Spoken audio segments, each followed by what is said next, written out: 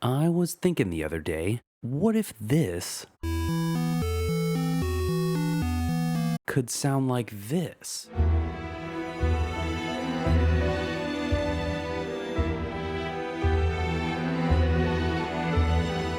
If you're curious too, stick around and find out. Or you could just skip to the end and hear the finished product.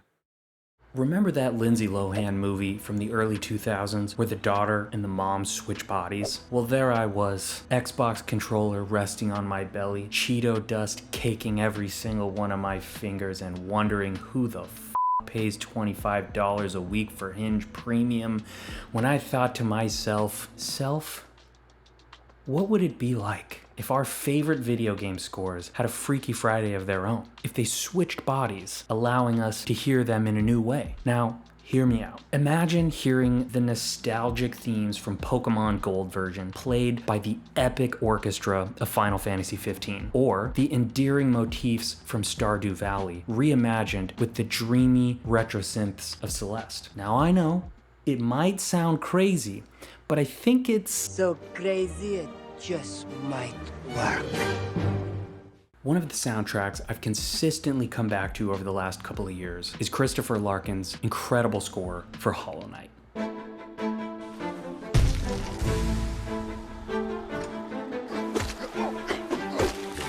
Man, does this game have style in every sense of the word. The music in particular has this unique mixture of modern and Renaissance era instrumentation that achieves both this frenetic momentum while you're in combat, but also a contemplative calm that really surfaces the game's heart. I thought the music matched so nicely with the fantastical and almost gothic aesthetic of the hand-drawn art. I remember hearing the score for the first time and thinking to myself, man, I don't know if I've ever heard something quite like this before, and I love having experiences like that. Okay, so we have our proverbial Lindsay Lohan. Who's gonna be our Jamie Lee Curtis? One of the first games that came to mind was Metroid.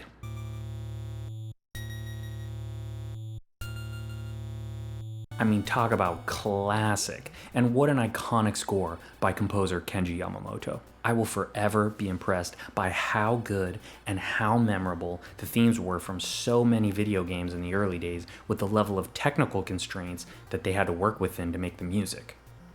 A game's composer of that era couldn't rely on high-quality sample libraries or having expensive reverbs or the latest preset pack for Serum 2 to make the music sound good. They just had to write good old-fashioned, kick-ass melodies. And they did. Case in point, the theme for Kraid's Lair.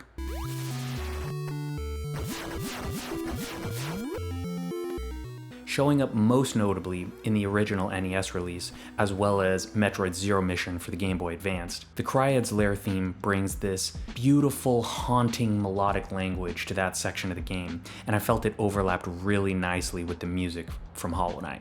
I mean, it's practically begging to be a string arrangement, dude. So for part one of the first episode of Freaky Friday, we're gonna rework some of the Metroid music in the style of Hollow Knight. Let's take a look.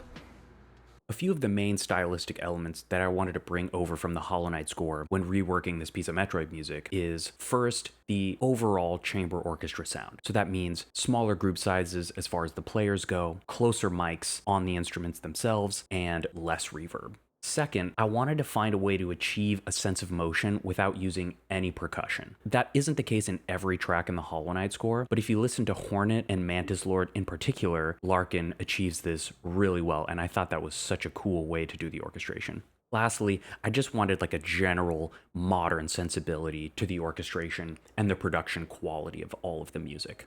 So the first thing we're going to look at is adapting some of the primary material.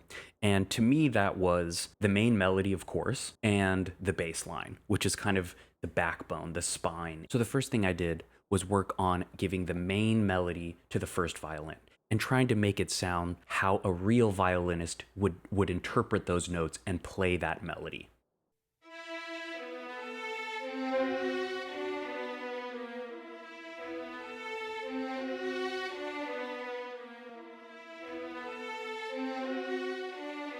So we have that first section that kind of introduces things, and then we have this pit section here, where we change articulations.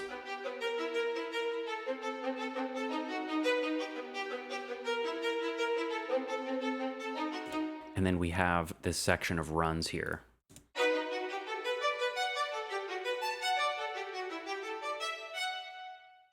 The second element of that primary material is the bass line. So I kind of thought about this in two parts. One of them was the cello, and one of them was the bass.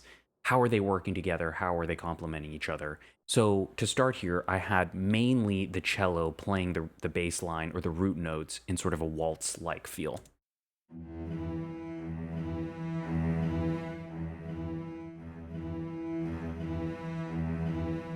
Nothing too crazy.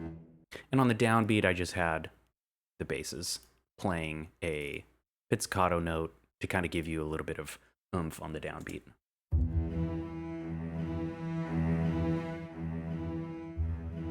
Same again, and then a little bit more movement.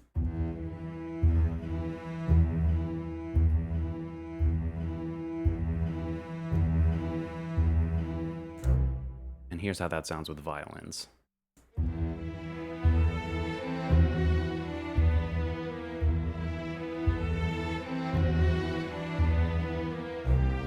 And then the dynamics come up here.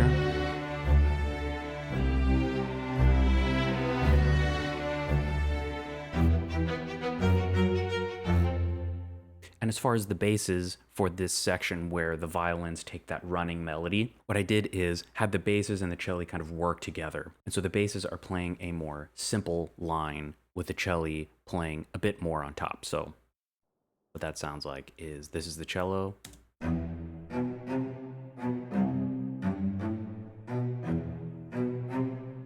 You still kind of get that 3/4 waltz feel, but then you get the reinforcement from the basses underneath, just playing a much simpler line.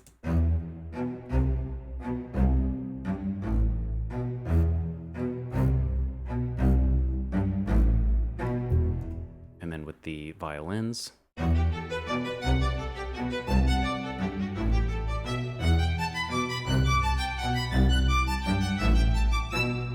The second piece to how I was thinking about the orchestration for this piece of music and kind of trying to take some cues from the Hollow Knight score is using counter-melodies and a variety of different articulations to add a sense of motion or to add more tension to a particular section of the piece. So two examples here, at least in the intro, I have the second violins playing a very simple line, but they're using harmonics. So it has this higher, airier texture that helps introduce the piece, but doesn't detract from the main melody. So we have them doing this.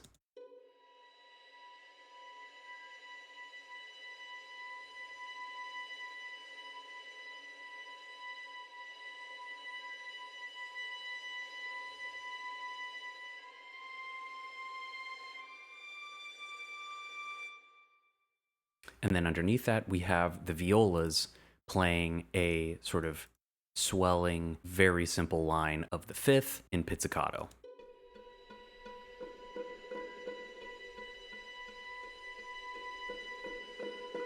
And this, it doesn't, the orchestration isn't quite telling you where we're going yet. It's adding a little bit of tension and it's bringing a little bit of movement. And so with the lead melody and the violins,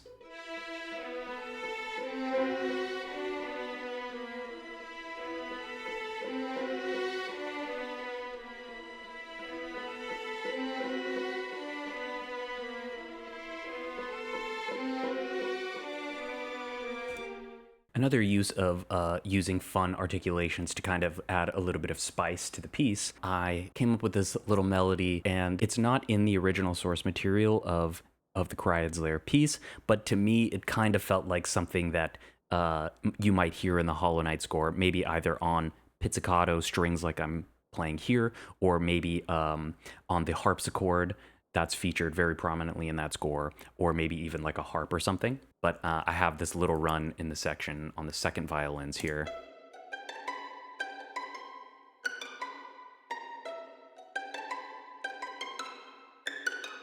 And it kind of feels very, almost like a Nightmare Before Christmas kind of vibe, but it sounds like this.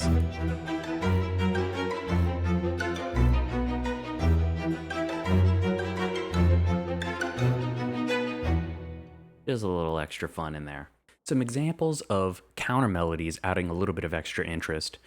In the second half of this piece, where things repeat again, I didn't want it to feel like it totally repeated 100%. I wanted some of the voices to expand on the melodic and harmonic language of what's going on in the piece, just to add a little bit of extra difference, a little spice. Okay, so the way that I did that was first giving a very simple extra melody line to the violas playing legato.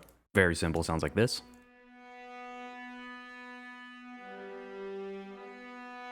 Mostly hanging around on the 5.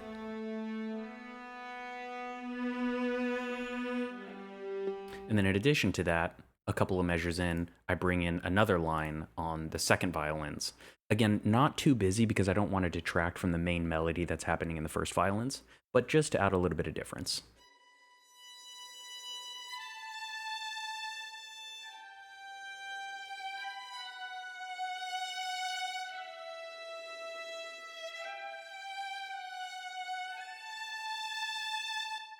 So altogether, that sounds like this.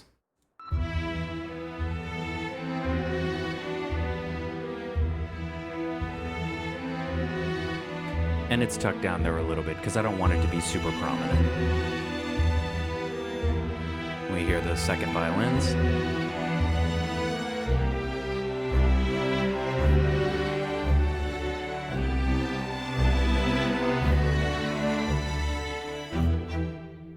The last thing I want to touch on is the use of piano in this piece. I'm trying to take some cues from how it was used in the Hollow Knight music, but if you listen, in some cases, it's being used as a percussive rhythmic instrument to give more momentum to a section of the piece, but obviously you have the added benefit of it being harmonic. You can add extra harmonic material to that section. And so I thought it would give a nice extra bit of flavor in that Renaissance, almost slightly gothic aesthetic of the music in the Hollow Knight score. So here we have this ending section of the piece that's kind of hovering on a pedal tone in the bass, and the strings are playing a repeating ostinato in the higher register. So I'm using some arpeggiated motion in the piano to achieve a little bit of extra momentum to add to the tension and the build of this section. So without the piano, it sounds like this.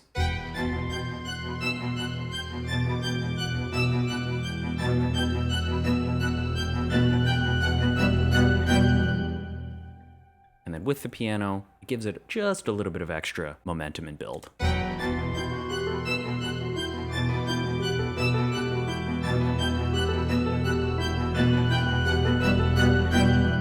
Okay, remember that little arpeggiated line that we gave to the second violins in the first half of this piece? So I gave it to the piano here, and I thought it would be interesting to spice up the harmonic material that's going on here, and is kind of the first section where we hear an instrument playing flat out chords. And I thought it would add a little bit of extra weight to this section because we're hearing it for the second time now across the whole length of this piece. So here's kind of what that sounds like.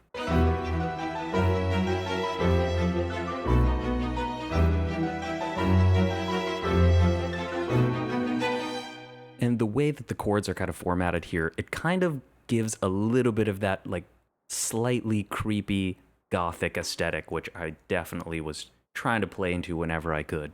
So on its own, it sounds like this.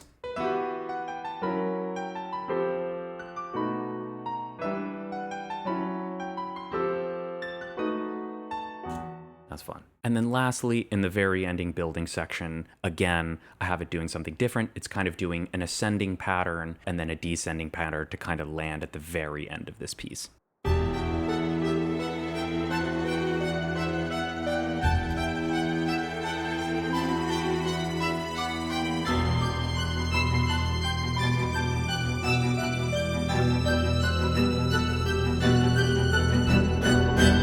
So hopefully that showcases a little bit of how I was thinking about approaching, reworking this music from Metroid in the style of Hollow Knight. Obviously, the Hollow Knight score has a much broader palette of instruments being used, and so it was a really fun challenge trying to figure out what's going where. But I really like how it turned out, so we'll go ahead and play the whole thing for you now.